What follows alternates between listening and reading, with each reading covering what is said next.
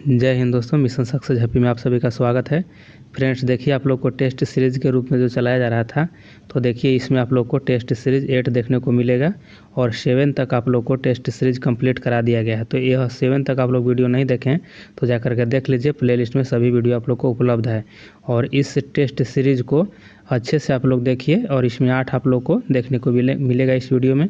तो इस वीडियो में आप लोग अच्छे से देखिए और आप लोग के एग्ज़ाम के समय अब कम बचा है तो आप लोग अच्छे से तैयारी कीजिए। मेहनत बहुत करना होगा आप लोग को और 10 दिन सिर्फ समय बचा है आप लोग को, तो अच्छे से तैयारी कीजिए। तो चलिए इसको देख लेते हैं, इसको रिवीजन और टेस्ट सीरीज़ के रूप में इसको देखिएगा और फटाफट इसको देखिए। कम समय में आप लोग को जल्द ही समाप्त कर दिया जाएगा पूरा टेस्ट सीरीज। इसमें जो भी 25 दिया हुआ है जल्द आप लोग को 10 दिन के अंदर समाप्त करने की कोशिश हम करेंगे। तो चलिए यहाँ पे देखिए, पहला क्वेश्चन हो जाएगा कि दर्पण सूत्र के अनुसार गोलीय दर्पण की फोकस दूरी किसके बराबर होती है। तो देखिए ऑप्शन इसमें ये हो जाएगा, आपको देखिए ऑप्शन ये हो जाएगा यू भी बटे यू प्लस भी हो जाएगा। चलिए आगे यहाँ पे 2 नंबर देख लीजिए। 2 नंबर में यहाँ पे देख लेते हैं कि 8 ओम और 12 ओम के 2 प्रतिरोध ए और बी 6 वोल्ट की बैटरी के साथ श्रेणी क्रम में संयोजित है। यदि V1 और V2 क्रमशः ए और बी के सिरों पर विभवपात है तथा I1 और I2 उससे होकर प्रवाहित होने वाली धाराएं हैं, तो V1/V2 और I1/I2 क्रमशः होगा।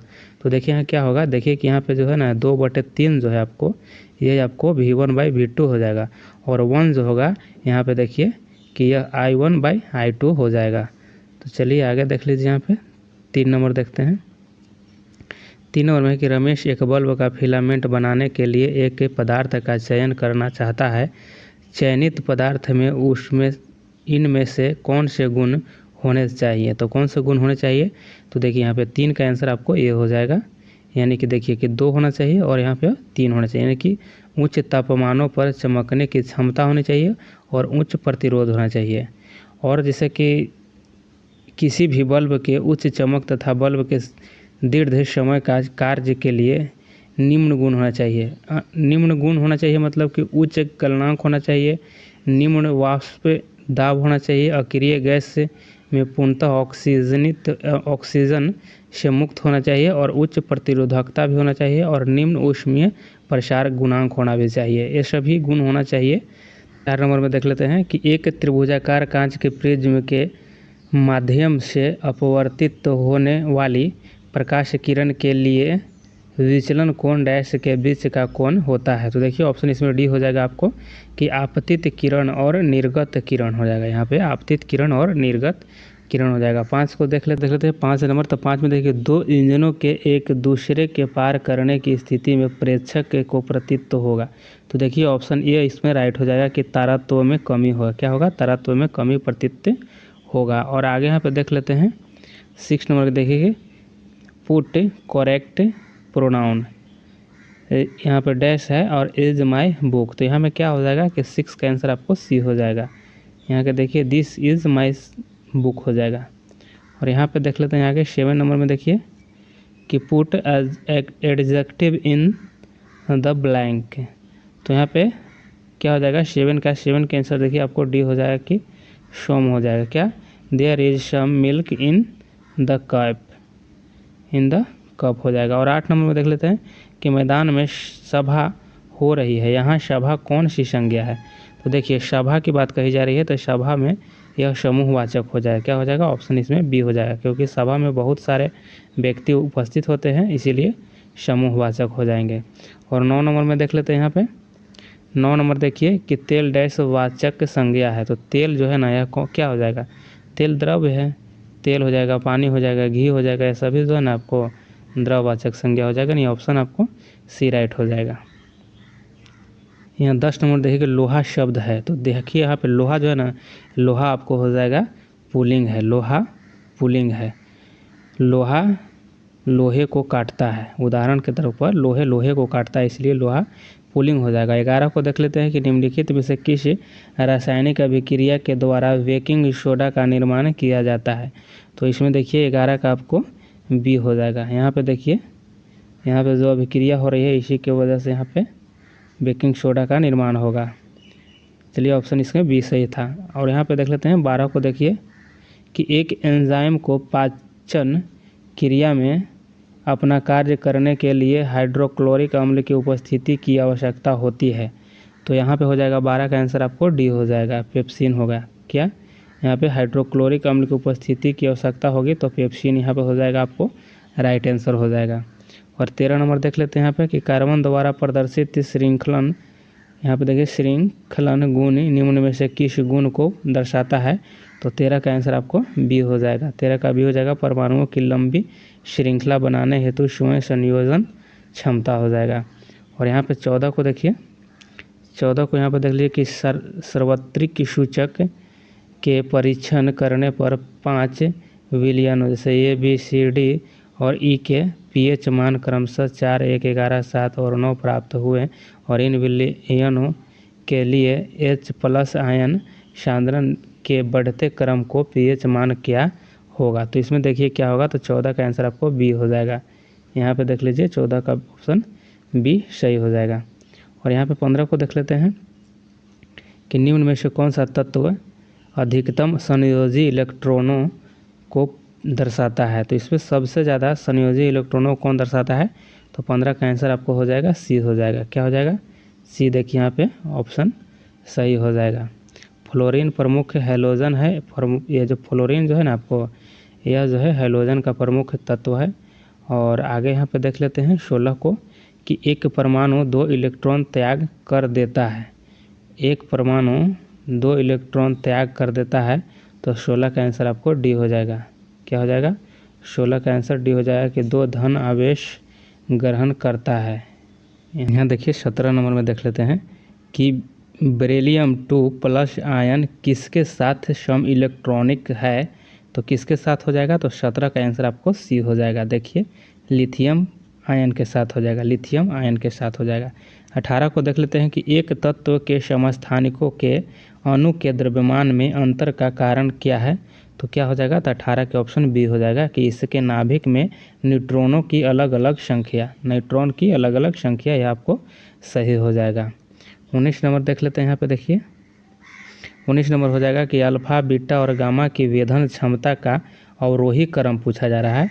तो इसमें देखिए अवरोही क्रम पूछा जा रहा है, तो 19 का आंसर आपको हो जाएगा बी हो जाएगा। देखिए कि सबसे ज़्यादा आपको रहेगा गामा के रहेगा, उसके बाद बीटा, उसके बाद अल्फा के रहेगा। ऑप्शन आपको बी सही हो जाएगा।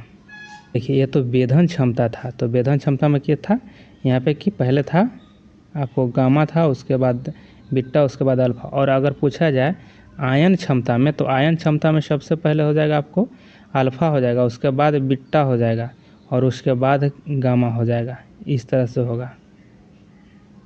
यहाँ पे 20 नंबर देख लेते हैं। देखिए कि सोडियम है, सोडियम का यहाँ पर दिया गया है कि परमाणु संख्या कितना होता है, 11 होता है। और यहाँ पे द्रव्यमान संख्या जो होता है 22 होता है सोडियम का। तो कह रहा है कि इसमें एक बीटा उत्सर्जन के बाद बनने वाले पदार्थ है। तो जब एक बीटा उत्सर्जित होगा ना, तो यहाँ पे देखिए क्या बनेगा, मैग्नीज बनेगा। तो यहाँ पे देखिए इसका जब एक बनेगा ना, एक उत्सर्जित होगा, तो यहाँ पे क्या हो जाएगा कि परमाणु संख्या में वृद्धि हो जाएगा एक का।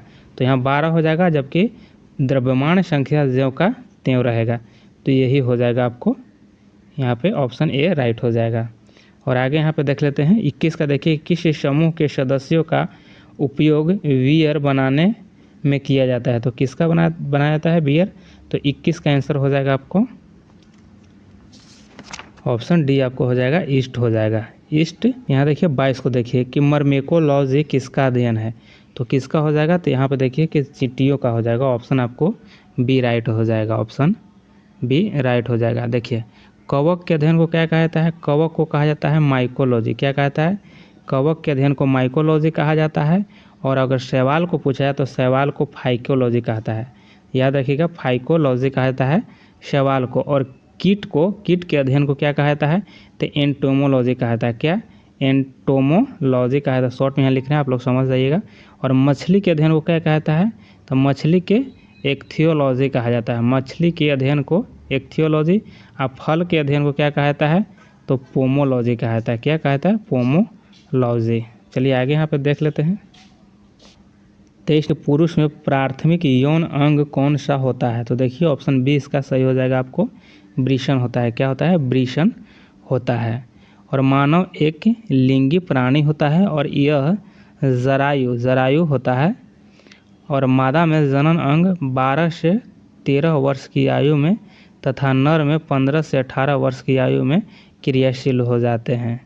और मनुष्य का प्रमुख प्रजनन अंग देखिए क्या क्या होता है।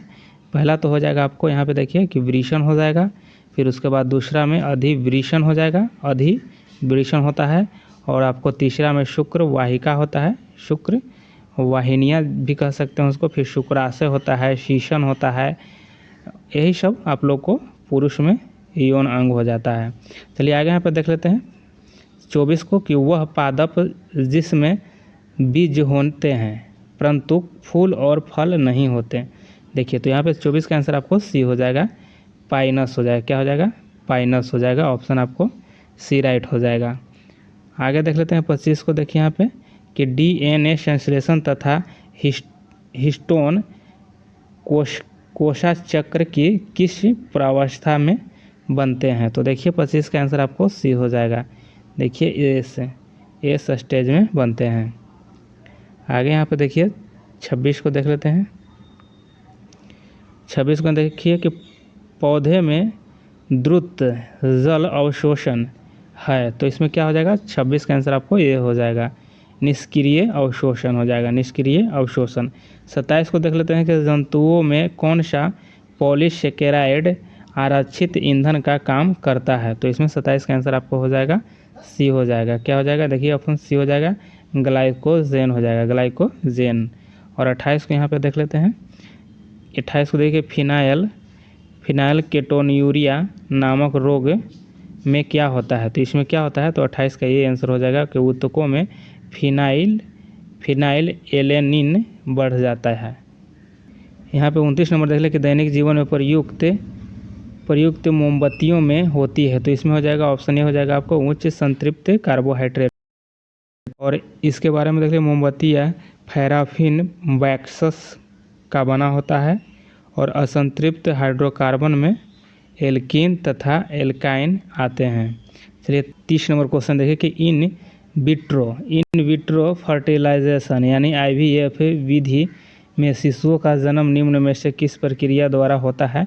तो देखिए यहाँ पे ऑप्शन ये हो जाएगा कि शुक्राणु और डिंब का वाह निषेचन होता है, इसमें वाह निषेचन होता है। और इसका देखिए टेस्ट ट्यूब बेबी से लाभ, देखिए टेस्ट ट्यूब बेबी जो था यह इसका एक उदाहरण हो सकता है। और इसमें लाभ क्या होता था? इसमें अपरिष्कृत वंशापन समाप्त हो जाता है, फैलोपियन ट्यूब बंद होने पर भी गर्भधारण संभव हो सकता है, और वृद्ध रोगी के भी बच्चे संभव हो सकते हैं, और पुरुष का वंशापन दूर हो सकता है, यह जो टेस्ट ट्यूब बेबी के द्वारा। और इसमें भी वही काम होता है IVF में। देखिए 31 नंबर में देख लेते हैं। 31 नंबर कि निम्न में से किस खाद्य पदार्थ में आयरन प्रचुर मात्रा में पाए जाते हैं? तो देखिए यहाँ गुड़ लिखा हुआ है, गुड़, और इसमें सबसे ज़्यादा आयरन प्रयुक्त होता है। और देख लीजिए कि आयरन जैसे कि आयरन हीमोग्लोबिन के निर्माण में सहायक होता है, और हीमोग्लोबिन ऑक्सीजन परिवहन में सहायता प्रदान करता है। दूध जो होता है पायस कोलाइडी होता है दूध, और यह द्रव में द्रव का परिक्षेपण होता है। मक्खन जो होता है ठोस में द्रव्य का परिक्षेपण होता है। आगे यहाँ पे 32 नंबर देख ले। 32 बोलते कि हिमालय के किस पुष्प में प्रतिरोधी एंटीसेप्टिक गुण होते हैं और इसीलिए यह खरोचों को ठीक करने में मदद कर सकता है? तो 32 का आंसर आपको हो जाएगा, सी हो जाएगा कि वाह है। देखिए कि वाह है कमल हो जाएगा, वाह कमल हो जाएगा। 33 नंबर देख लेते हैं। और 33 नंबर देखिए यहाँ पे मैथ है, तो इसका आंसर आपको 33 का आंसर हो जाएगा आपको डी हो जाएगा। चलिए यहाँ पे देख लीजिए 34 को देख लीजिए। 34 का आंसर आपको हो जाएगा यहाँ पे बी हो जाएगा, यानी 17 एकक हो जाएगा। क्या हो जाएगा? 17 एकक हो जाएगा। और 35 का आंसर देख लीजिए। 35 का आंसर आपको डी हो जाएगा, 550 मीटर हो जाएगा। और 36 को यहाँ देख लीजिए। 36 का आंसर आपको हो जाएगा सी हो जाएगा। क्या 36 का सी हो जाएगा? और देखिए क्या है इसमें कि 1857 ईस्वी के स्वाधीनता संघर्ष की वीरांगना महारानी लक्ष्मीबाई की जन्मस्थली कहाँ थी? तो यहाँ पे देखिए कि वाराणसी में थी। जब मैथ है आप लोग को टेलीग्राम पे दे दिया जाएगा इसको सोल्व किया हुआ। और 37 नंबर प्रश्न हो जाएगा कि इनमें से किसने गांधी जी को ब्रिटिश भारत की यात्रा करने और वहाँ की भूमि और लोगों के बारे में जानने की सलाह दी थी? तो देखिए इसका ऑप्शन आपको डी हो जाएगा, यानी गोपाल कृष्ण गोखले हो जाएगा। गोपाल कृष्ण गोखले हो जाएगा। और देखिए गांधी जी का यह राजनीतिक गुरु थे गोपाल कृष्ण गोखले।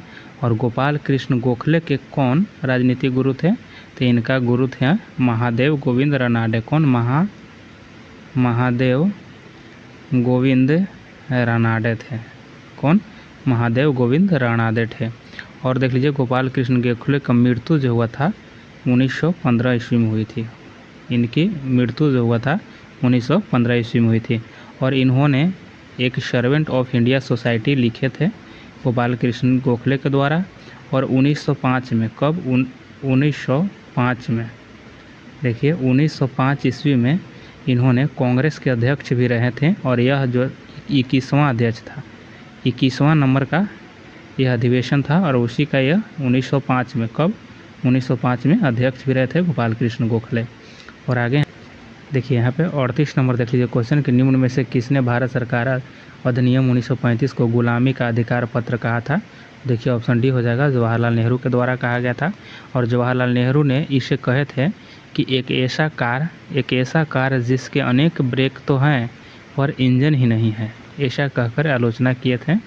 और जिन्ना ने इस एक्ट को पूर्णतया सड़ा हुआ, मूल रूप से बुरा कहकर पूर्णतया अस्वीकृत कर दिया था मोहम्मद अली जिन्ना के द्वारा। और यहाँ पे महात्मा गांधी ने 1942 में क्रिप्स प्रस्ताव आया था, उसको क्या कहे थे? उसे कहे थे कि उत्तर दिनांकित चेक तथा ऐसे बैंक का नाम जो नष्ट हो रहा है कह करके संबोधित किए थे। यह गांधी जी के द्वारा कहा गया था। और यहाँ पे आगे देख लेते हैं 39 नंबर प्रश्न है कि बक्सर की प्रसिद्ध लड़ाई कब हुई थी? तो बक्सर की प्रसिद्ध लड़ाई जो हुआ था यह 22 अक्टूबर को हुआ था, 22 अक्टूबर 1964, यानी कि ऑप्शन यहाँ पे बी हो जाएगा। ऑप्शन देखिए बी हो जाएगा यहाँ पे। और इसमें देख लीजिए कि बक्सर के युद्ध में मुग़ल सम्राट जो थे शाह आलम द्वितीय, कौन? शाह आलम द्वितीय थे। और इसमें मीर कासिम जो बंगाल के द्वारा निष्कासित किए गए नवाब थे, और इन्होंने मीर कासिम ने राजधानी कहाँ बनाया था? तो मुंगेर में बनाया था। तो वही मीर कासिम और मुग़ल सम्राट शाह आलम द्वितीय और अवध के नवाब शुजा उद-दौला के साथ यह युद्ध हुआ था, जिसमें अंग्रेज जीत गए थे। और अंग्रेज की तरफ से इसका नेतृत्व हेक्टर मोनरो के द्वारा किया जा रहा था। और 40 नंबर प्रश्न यहाँ देखते हैं कि बेलारूस की राजधानी कहाँ है, यानी बेलारूस की राजधानी क्या है? तो बेलारूस की राजधानी क्या हो जाएगा? तो इसका हो जाएगा मिन्स्क हो जाएगा, यानी कि ऑप्शन डी हो जाएगा, मिन्स्क हो जाएगा। और आगे देख लेते हैं अजरबैजान की राजधानी कहाँ हो जाएगा? तो अजरबैजान की राजधानी बाकू हो जाएगा। यह जो बाकू है यह अजरबैजान की राजधानी हो जाएगा। चलिए आगे, अब ब्रुसेल्स किसकी राजधानी हो जाएगा? तो ब्रुसेल्स जो आपको है यह बेल्जियम की राजधानी है, यह बेल्जियम की राजधानी हो जाएगा। और 41 नंबर देख लीजिए, 41 नंबर में मैथ है और इसका आंसर आपको यहाँ पे बी हो जाएगा, 400 यहाँ हो जाएगा। और 42 को देख लीजिए, तो 42 का भी आंसर आपको यहाँ पे आंसर ए हो जाएगा, इसका 48 हो जाएगा। और इसका जो भी सोल्व किया हुआ रहेगा आपको सभी पे टेलीग्राम पे इसका PDF मिल जाएगा, तो वहाँ पे एक बार आप लोग जा करके देख लीजिएगा, चेक कर लीजिएगा। चलिए यहाँ पे देख लेते हैं 43 नंबर देखते हैं कि देश के इनमें से किस युग्म में दो पक्षीय प्रणाली है? तो किस युग में हो जाएगा? तो देखिए ऑप्शन डी में हो जाएगा, संयुक्त राज्य अमेरिका और यूनाइटेड किंगडम में हो जाएगा, संयुक्त राज्य अमेरिका और यूनाइटेड किंगडम में हो जाएगा। भारत में क्या है? बहुदलीय प्रणाली है, भारत में जो है ना बहुदलीय प्रणाली है। और आगे यहाँ 44 को देखिए कि 20वीं शताब्दी के पहले दशक के दौरान किस स्थान पर भारतीय राष्ट्रीयवाद का तंत्रिका केंद्र माना जाता था? तो देखिए यहाँ पे 44 का आंसर आपको डी हो जाएगा, बंगाल हो जाएगा। क्या हो जाएगा? यहाँ पे बंगाल हो जाएगा। इसे और कह सकते हैं कि अंग्रेज का विजय अभियान बंगाल से ही प्रारंभ हुआ था और भारत में राष्ट्रवाद का शुरुआत भी बंगाल से ही प्रारंभ की गई थी। और आगे यहाँ पे देख लीजिए 45 नंबर प्रश्न को, निम्नलिखित में से कौन सा प्राचीन अधिमहाद्वीप गोंडवाना लैंड का हिस्सा नहीं था? तो कौन नहीं था? तो इसमें देख लीजिए 45 का आंसर आपको सी हो जाएगा, फ्रांस हो जाएगा। इसमें फ्रांस नहीं था, तो इसमें था कौन कौन? देखिए ऑस्ट्रेलिया था, भारत था और दक्षिण अफ्रीका था और दक्षिण अमेरिका भी था। क्या था? दक्षिण अमेरिका भी था इसमें शामिल गोंडवाना लैंड में। और भारत का दक्षिणी प्रायद्वीपीय पठार गोंडवाना लैंड का ही हिस्सा माना जाता है। और गोंडवाना चट्टान का निर्माण उत्तरी कार्बोनिफेरस से जुरैसिक युग के मध्य का यह माना जाता है। और यहाँ पे देखिए 46 नंबर देखिए कि मेड इन चाइना भारतीय पुस्तक के लेखक कौन है? तो इसका लेखक हो जाएंगे, ऑप्शन ए हो जाएंगे परिंदा जोशी। कौन हो जाएंगे? परिंदा जोशी हो जाएंगे। और यहाँ पे देख लेते हैं रस्किन बॉन्ड। तो रस्किन बॉन्ड की और कौन कौन सी पुस्तक है? तो देखिए उड़ान हो जाएगा। क्या? उड़ान हो जाएगा रस्किन बॉन्ड की। और room on the roof, room on the roof हो जाएगा। दिल्ली अब दूर नहीं, ये सब इनके द्वारा लिखा हुआ है, रस्किन बॉन्ड के द्वारा। चलिए आगे यहाँ पे देख लेते हैं कि दक्षिणी सूडान की राजधानी है। तो दक्षिणी सूडान की राजधानी कहाँ हो जाएगा? तो यहाँ पे ऑप्शन आपको बी हो जाएगा, जुबा हो जाएगा। दक्षिणी सूडान की राजधानी आपको जुबा हो जाएगा। और देखिए यह जो देश बना था आपको 9 जुलाई 2011 को यह देश बना था। और देखिए यह जो है ना आपको, यह अफ्रीकी देश है, जो यह दक्षिणी सूडान है, यह अफ्रीकी देश है, अफ्रीकी महाद्वीप में है। और देखिए कि 193वां जो सदस्य था यूएनओ को 193वां सदस्य यही बना था, दक्षिणी सूडान बना था। याद रखिएगा इस सभी बातों को। चलिए आगे यहाँ पे देख लीजिए 48 को देख लेते हैं कि मशहूर टीवी सीरियल रामायण के निर्माता कौन थे? तो इसका कौन हो जाएगा? तो 48 का सी हो जाएगा। देखिए रामानंद सागर हो जाएगा, रामानंद सागर हो जाएगा। रामायण टीवी सीरियल जो था यह है आपको 1987 से 88 में रामानंद सागर द्वारा चलाया गया था। और महाभारत एवं रामायण 2 भारत का प्रसिद्ध महाकाव्य है। कौन कौन? रामायण और महाभारत महाकाव्य है। महाभारत का पुराना नाम क्या था? तो संहिता कहा जाता है, जय संहिता। क्या? जय संहिता कहा जाता है महाभारत का पुराना नाम का, याद रखिएगा। चलिए आगे यहाँ पे देख लेते हैं 39 नंबर प्रश्नों को। तो निम्नलिखित में से कौन से स्थल पर जहाँ अशोक ने स्तंभ मौजूद हैं में बैल प्रधान है? तो बैल कहाँ में प्रधान है? तो यहाँ इसका आंसर डी हो जाएगा आपके रामपुरवा में। कहाँ? रामपुरवा में। रामपुरवा कहाँ है? तो बिहार के पश्चिम चंपारण जिले में स्थित है, जो बैल प्रधान अशोक के स्तंभ से एक के रूप में जाना जाता है। यानी बैल प्रधान आपको रामपुरवा हो जाएगा। रामपुरवा आपको कहाँ हो जाएगा? तो ये आपको पश्चिमी चंपारण में हो जाएगा, पश्चिमी चंपारण में हो जाएगा, याद रखिएगा इसको भी। चलिए आगे यहाँ पे देख लेते हैं 50 नंबर क्वेश्चन को। देखिए कि जिस समय दिल्ली ब्रिटिश भारत की राजधानी बनी उस समय वायसराय कौन था? तो देखिए उस समय की बात कहा जा रहा है, तो सी हो जाएगा आंसर। लॉर्ड हार्डिंग द्वितीय था, लॉर्ड हार्डिंग। और इसी समय 1911 ईस्वी में दिल्ली दरबार की स्थापना किया गया था, माने दिल्ली दरबार की स्थापना की गई थी, उसी समय राजधानी बनाया गया था। चलिए आगे यहाँ पर देख लेते हैं 51 नंबर देखते हैं कि यूनानी रोम कला को निम्नलिखित में से कहाँ स्थान प्राप्त हुआ है? तो कहाँ स्थान प्राप्त हुआ है? तो 51 का आंसर आपको बी हो जाएगा, यानी गंधार में। कहाँ? गंधार में। देखिए मथुरा कला एवं यूनानी रोमन कला गंधार कला का विकास कुषाण राज का कब हुआ था? तो देखिए कुषाण में हुआ था। कुषाण राजवंश के शासन में हुआ था। और यूनानी रोम कला को इंडो ग्रीक कला या गंधार कला आदि के नाम से भी जाना जाता है। और महात्मा बुद्ध की सर्वप्रथम मूर्ति मथुरा कला के तहत बनाई गई थी। ये सब बात को याद रखिएगा। चलिए आगे यहाँ पे देख लेते हैं। देखिए यूरेनस सूर्य के चारों ओर परिक्रमा करने में कितना समय लेता है? तो यूरेनस जो है ना आपको लेता है 84 दिन। कितना? 84 वर्ष लेता है, 84 वर्ष टाइम लेता है। अरुण एक शीत ग्रह है जिसे वायुमंडल में मीथेन की प्रधानता है। और यह ग्रह जो है ना लुढ़कता हुआ प्रतीत होता है। और इस ग्रह का प्रकाश हरे नीले रंग का दिखाई पड़ता है। ये सब बात को ध्यान दीजिएगा। और अरुण ग्रह पर सूर्योदय पश्चिम दिशा में एवं सूर्यास्त जो होता है वह पूर्व दिशा की ओर होता है।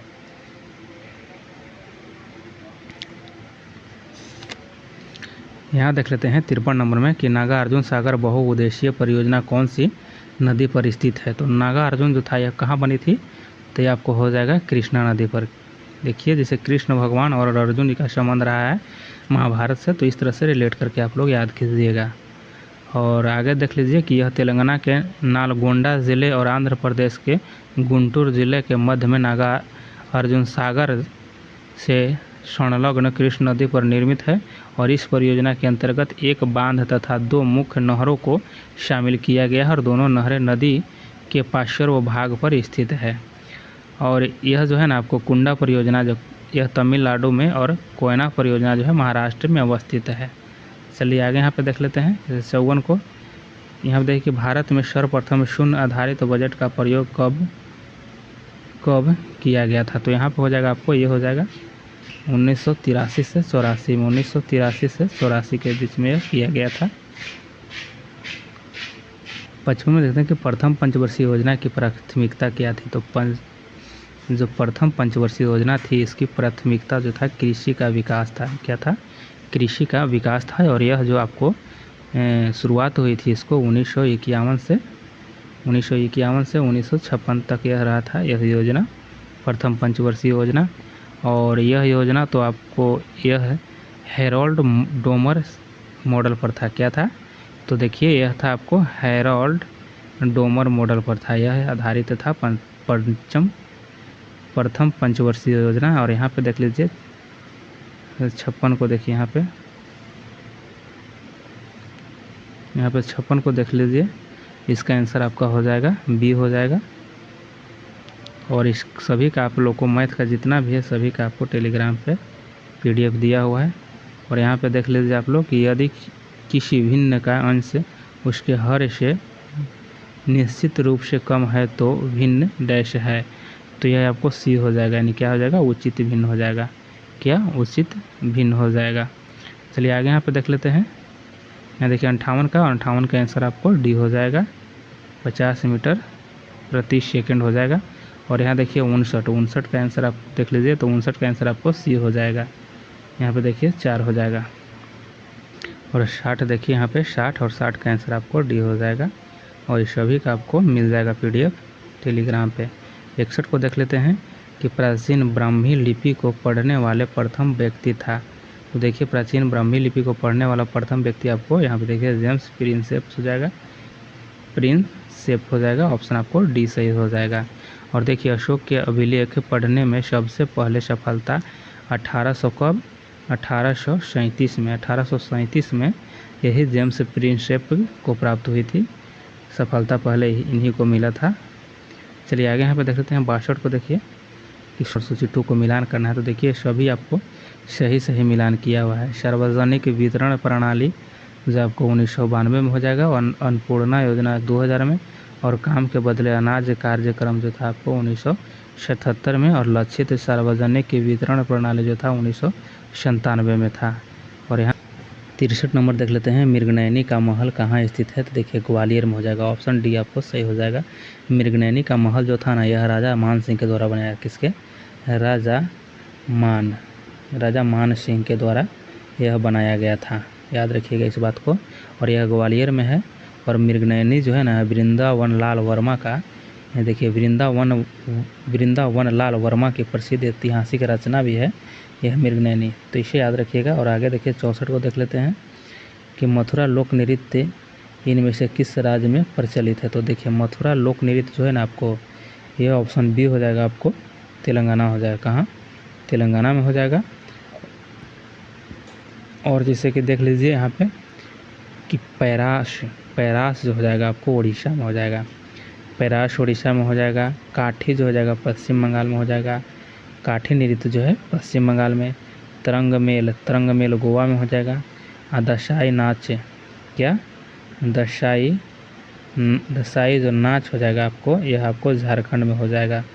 और थंगलाम जो हो जाएगा आपको, थंगलाम, क्या, देखिए थंगलाम जो हो जाएगा आपको यहाँ चल जाएगा मिजोरम में हो जाएगा।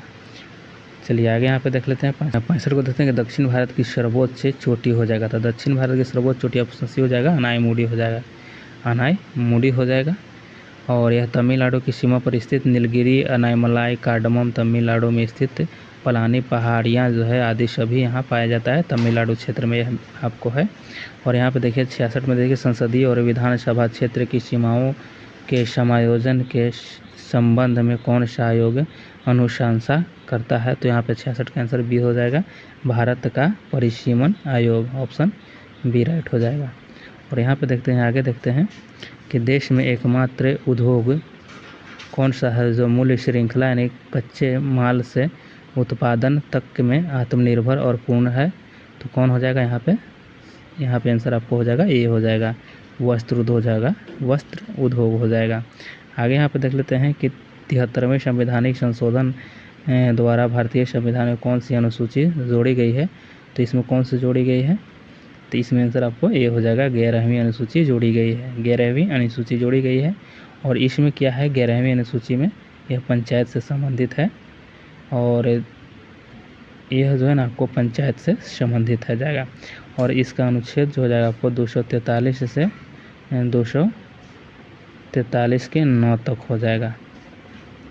चलिए आगे यहाँ पे देखते हैं कि उच्चतम न्यायालय के न्यायाधीशों के वेतन और भत्ते निम्नलिखित में से किसके द्वारा निर्धारित किए जाते हैं। तो यह किए जाते हैं, ऑप्शन ए हो जाएगा, संसद के द्वारा। किसके द्वारा, संसद के द्वारा किया जाता है। 70 को यहाँ पर देख लीजिए कि किस संवैधानिक संशोधन अधिनियम ने भारतीय संविधान के भाग 3 में सहकारी समिति बनाने का अधिकार जोड़ा है। तो किस में हो जाएगा, तो 70 का आपको डी हो जाएगा। देखिए 97वें संविधान संशोधन, देखिए यहाँ पे ऑप्शन डी हो जाएगा। 71 को देख लेते हैं कि भारतीय संविधान की समवर्ती सूची में मूल रूप से कितने विषय शामिल थे। तो कितने विषय हो जाएंगे, तो इसमें सी हो जाएंगे, यानी कि 47 हो जाएंगे। 72 को देख लेते हैं कि भारतीय संविधान का निम्नलिखित में से कौन सा अनुच्छेद राष्ट्र को सार्वजनिक सेवाओं में कार्यपालिका से न्यायपालिका को अलग करने के लिए निर्देश देता है। तो 72 का आंसर आपको बी हो जाएगा, अनुच्छेद 50 हो जाएगा। 73 को देख लेते हैं, भारतीय संविधान का निम्नलिखित में से कौन सा अनुच्छेद भारत की आकस्मिकता निधि से संबंधित है। तो यह आपको ऑप्शन डी हो जाएगा, 267 हो जाएगा, ऑप्शन डी सही हो जाएगा।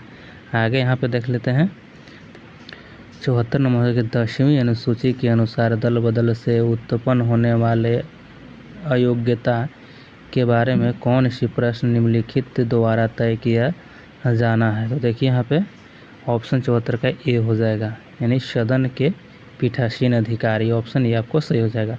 75 को देख लेते हैं कि भारतीय संविधान का निम्नलिखित में से कौन सा अनुच्छेद भारत के महान्यायवादी से संबंधित है। तो अनुच्छेद यहाँ पे ये हो जाएगा, देखिए ऑप्शन, और अनुच्छेद 76 हो जाएगा, अनुच्छेद 76। यह जो है आपको कैग से संबंधित हो जाएगा, CSG हो जाएगा, कैग यानी नियंत्रण एवं महालेखा परीक्षक से संबंधित हो जाएगा। 76 को देख लेते हैं कि किसी प्रख्यात न्यायविद और संविधान विशेषज्ञ ने भारतीय संविधान की प्रस्तावना को संविधान का पहचान पत्र बताया है। तो किसने बताया है, तो 76 का आंसर आपको सी हो जाएगा। देखिए N.A. पालकीवाला ने, किसने, N.A. पालकीवाला। आगे यहाँ पे देख लेते हैं ग्रीन स्ट्रेटेजिक पार्टनरशिप भारत को अस्थायी समाधान प्रदान करने के लिए भारत और डैश द्वारा शुरू की गई थी। तो देखिए यह किया गया था भारत और डेनमार्क के द्वारा शुरू किया गया था। और यहाँ पे देखिए कि निम्नलिखित में से कौन सा एक केंद्रीय स्तर पर कर है जिससे वस्तु एवं सेवा कर GST में शामिल कर लिया गया है। तो इसमें कौन हो जाएगा, ऑप्शन ए आपको हो जाएगा, उत्पाद शुल्क हो जाएगा। कौन, उत्पाद शुल्क हो जाएगा। और देखिए कि यह जो आपको GST है इसका कब से शुरुआत की गई थी, तो 1 जुलाई, कब, 1 जुलाई 2017 से, 1 जुलाई 2017 से इसको शुरुआत किया गया था। चलिए आगे यहाँ पे देख लेते हैं कि यहाँ पे देखिए 79 का कि निम्नलिखित में से कौन सा संग्रहालय कटक में स्थित है। तो कौन हो जाएगा यहाँ पे, तो यहाँ पे आंसर आपको सी हो जाएगा। देखिए नेताजी जन्म स्थल संग्रहालय जो आपको कटक में स्थित है। 80 को देख लेते हैं, पंडित सारंगदेव कृत संगीत रत्नाकर ग्रंथ में डैश अध्याय है। तो यहाँ पे 80 का आंसर आपको बी हो जाएगा, यानी 7 अध्याय है। कितना? 7 अध्याय। 81 को देख लेते हैं कि अल्ट्रा, देखिए अल्बाट्रांस शब्द का प्रयोग निम्न में से किस खेल से किया जाता है? तो देखिए अल्बाट्रांस शब्द का बात कहा जा रहा है, तो 81 का आंसर ये हो जाएगा, गोल्फ से संबंधित है। ऑप्शन ये आपको सही हो जाएगा। 82 को देखते हैं कि FM रेडियो को पेटेंट कराने का श्रेय निम्नलिखित में से किसे दिया जाता है? तो देखिए ऑप्शन 82 का आंसर हो जाएगा आपको बी हो जाएगा। देखिए एडविन एच आर्मस्ट्रॉन्ग को जाता है। और 83 को देखते हैं कि भारतीय बौद्ध संस्कृति एवं विरासत केंद्र कहाँ निर्माणाधीन है? तो 83 का आंसर आपको बी हो जाएगा, लुम्बिनी में हो जाएगा। और यहाँ देखते हैं कि 8 अगस्त 2023 तक दुनिया की सबसे मजबूत मुद्रा कौन है? तो सबसे मजबूत मुद्रा हो जाएगा यहाँ पे देखिए कुवैती दिनार हो जाएगा, कुवैती दिनार हो जाएगा। आगे यहाँ पे 85 को देखते हैं कि G22 वर्किंग ग्रुप की बैठक भारत की अध्यक्षता में कहाँ आयोजित हुई है? तो यहाँ पर 85 का आंसर ये हो जाएगा, श्रीनगर में हुई है। और यह है आपको 22 से 24 मई, कब हुआ था? मई 2023 में हुआ है। और आगे चलिए 86 को देख लेते हैं, क्रिकेट के तीनों प्रारूपों में शतक लगाने वाले भारत के पहले कप्तान कौन बने हैं? तो यहाँ देखिए ऑप्शन हो जाएगा बी हो जाएगा, रोहित शर्मा हो जाएगा। और 87 को देखिए वर्ष 2025 में विश्व संरक्षण कांग्रेस की मेज़बानी किस देश ने प्राप्त की है? तो किसने किया है? तो 87 का आंसर बी हो जाएगा, UAE हो जाएगा। और 88 को देख लेते हैं, यहाँ पे देखिए कि चूज द करेक्ट वर्ब पूछा जा रहा है, तो 88 का आंसर आपको हो जाएगा, ये हो जाएगा। और यहाँ पे देखिए 89 को देखिए कि चूज द करेक्ट ट्रांसलेशन, मैं फुटबॉल से क्रिकेट को अधिक पसंद करता हूँ, तो इसका आंसर आपको हो जाएगा। और यहाँ पे देख लीजिए ऑप्शन ए हो जाएगा, राइट हो जाएगा आपको। फिर यहाँ देखिए 90 को देख लेते हैं, यहाँ पे देखिए चूज द करेक्ट वॉइस है और यहाँ पे दिया गया है, तो 90 का आंसर आपको ए हो जाएगा। इसको भी आप लोग देख लीजिए। और यहाँ देखिए 91, तो 91 का हो जाएगा आपको, 91 का आंसर बी हो जाएगा। और 92 को देख लेते हैं, 92 का यहाँ देखिए कि दो विद्युत बल्बों के प्रतिरोध 1:2 के अनुपात में है और इन्हें समानांतर क्रम में एक स्थिर वोल्टता वाले स्रोत से जोड़ दिया जाता है, तो उसमें सामर्थ्य का क्षय निम्न अनुपात में होगा। तो यहाँ 92 का आंसर आपको हो जाएगा, ये हो जाएगा, यानी 2:1 हो जाएगा। और यहाँ देखते हैं आगे 93 को, तो 93 में देखिए कि एक बल्ब का परिमाण 10 N है और यह एक पिंड पर कार्य करता है और जिसका एक भाग बद्ध यानी फिक्स्ड है, बद्ध बिंदु से बल की दूरी 4 मीटर है और बल का आघूर्ण कितना होगा? तो देखिए यहाँ पे 93 का आंसर आपको सी हो जाएगा, यानी कि देखिए कि 40 न्यूटन मीटर हो जाएगा। यहाँ 10 न्यूटन था, तो यहाँ 40 न्यूटन मीटर हो जाएगा। ऑप्शन सी आपको सही हो जाएगा।